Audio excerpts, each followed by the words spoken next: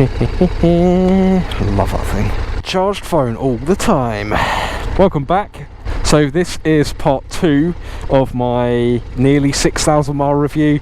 I've got 5,870 miles on it so far. Ignore that MPG, that's because I've filled it up and I've been riding like a dick. If you haven't seen part 1, I'll stick a link up in this corner, maybe, just above me here. Basically, just to give you a lowdown, I'm not going to bother doing a full review of what I think of it at nearly 6,000 miles. If you watch that video, you can tell that I am absolutely gushing over this thing. I still absolutely love it. But in this part of the video, I am going to go through my top 5 negatives, top 5 points that bug me, or like I wish was slightly better, I guess. I bought this in May and it's now end of November. So 6 months kind of ownership. I've done tours on this. You'd have seen Wales, again, link in top corner. Very sporty riding on it. I haven't done any track days or anything like that, but I've done a lot of hooning and I commute on the bike. I do everything on this bike and I basically ride it every single weekend until it starts snowing and stuff. So join me if you're interested. Let's wait for the bloody M25 to go past. Oh look, I've got a ray of sunshine in my face. We'll just gently pull out here.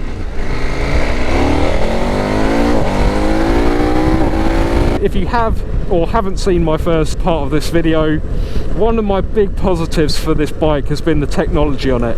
It's absolutely laden with tech, from this charging port here, heated seats, the quick shifters, radar cruise control, the hill hold control, like the semi-active suspension. It's just absolutely laden with the stuff, and it makes the bike a dream to own on a day-to-day basis. I can see people already typing out their message like, I told you so, I told you you'd have electrical problems, it's a KTM. Shut up. There's been absolutely no electrical problems, no engine problems. There's been not a single issue with this bike in regards to actually functioning or anything like that. So the first point is, on this side here, you've got your C1 and C2. They are your custom switches. Sorry, 1 second.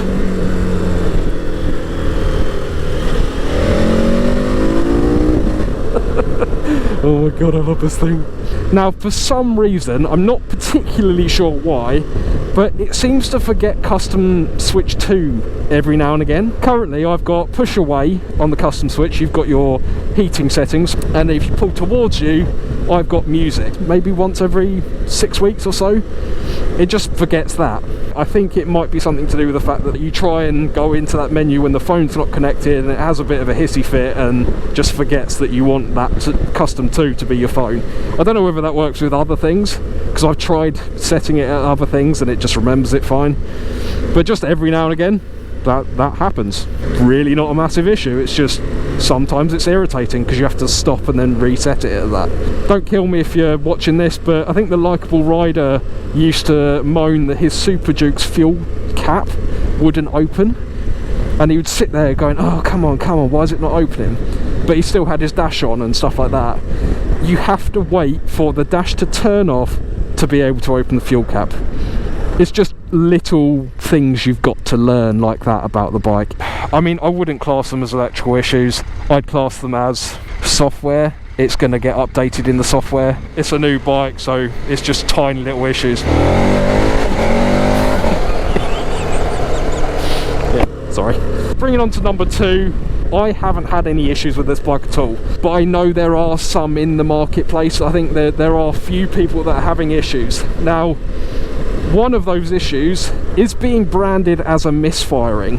I'm sure on some of those bikes there is an actual misfiring. There's bound to be something that has gone wrong with a few of those bikes. I'm not denying that at all. Something else within that's being branded as a misfiring isn't a misfiring. Essentially, the quick shifter is very sensitive. If I touch the quick shifter in the slightest way without it being a definitive gear change, it cuts the power to the bike, obviously, because that's what a quick shifter does. That is literally what it does. If you aren't definitive or you knock it, it does that. I don't know whether you saw that. It's not a problem, you just keep your foot away from it like normal, like you should do. But when you are going for it, if you accidentally knock that, it cuts the power to the bike, but it just doesn't seem very confidence inspiring. It's quite worrying for a lot of people, I can imagine, but I think a lot of people are seeing that and going, oh, that's similar to what mine does, that mine must be misfiring as well. What I mean by this is when you're pulling up on the quick shifter or pushing down on the quick shifter, but not hard enough or the full range of motion to be able to actually change the gear. Literally just touching it to the point where it goes, oh, does he want to change gear? I don't know. And that hesitation is what people are thinking is a misfire. So let me try it now. See there? See that? That's literally it. Doesn't matter where I am in the rev range, if I'm confident with it, it's completely fine. The other thing that's quite nice about this quick shifter is you can change down with the throttle on. Look. Didn't change my throttle position at all there. So yeah, if you've got that with your bike, try to keep your foot away from the quick shifter, and if that doesn't solve your issue, then you might have one of the bikes that is affected by this misfiring. So something I've noticed, which is just a characteristic of the engine, I guess, is the bike can be quite vibey. As soon as you're out of like the peak revs, for example, like now, there's barely any vibrations at all, I can barely feel it. You've got to remember you're sitting on top of a 1300cc V-twin, so you can't get around that unless you have 1001 dampers everywhere on the bike, and you're probably still going to feel some vibrations. Then when you are really going for it, when you're above sort of 5,500, 6,000 RPM, look, if I do it now, so there, I can feel the bike is vibrating quite a bit, but it's just something that I've noticed. There are a few bits on the bike, the design flaws that weren't seen in testing or whatever, because they wouldn't really be seen in testing. But one of them that does not bug me, but just, it shat me up the first time it happened, let's put it that way. When you loop the chain on this, it must just drip down onto the rear exhaust header. You start the bike the following morning or whatever, and smoke just starts billowing off from like underneath the bike. And it's obviously oil or chain lube burning off of the exhaust. You're like a couple of weeks into ownership, you see this smoke billowing out from underneath your brand new bike. It really shits you up. I know it's not an issue, because I've now worked out that if you loop the chain from the back of the bike, like on the sprocket kind of thing, it doesn't really do it. See that? There's quite a lot of smoke coming off. Don't get me wrong, it's like 5 degrees at the moment, so, but that absolutely stinks. Give it a couple of minutes and that'll be done. Yeah, look at it piling out. Look, now it sort of slowly eases off. Yeah, so weird, never mind. Anyway, back to me. When this happened to me, I went inside to get my phone just to record it. And when I came outside, it had stopped. The bike was still running, bike was still completely fine, but the smoke had stopped. Tried it again the following day, completely fine, no smoke at all, no burning smell or anything. The only time it happened was the next time I cleaned the bike and I looped the chain. So something in the design of the bike allows chain lube to either get sprayed onto or drip onto the rear exhaust header. You've always got someone in your DMs sort of going, oh yeah, but I bet you've got problems with it, haven't you? And you see that and you're like, oh Christ.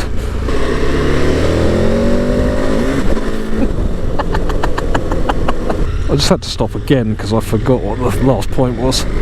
So the final kind of negative for me, which is, again, it's not a big problem, it's not like a point that would make you consider selling the bike or not buying it in the first place.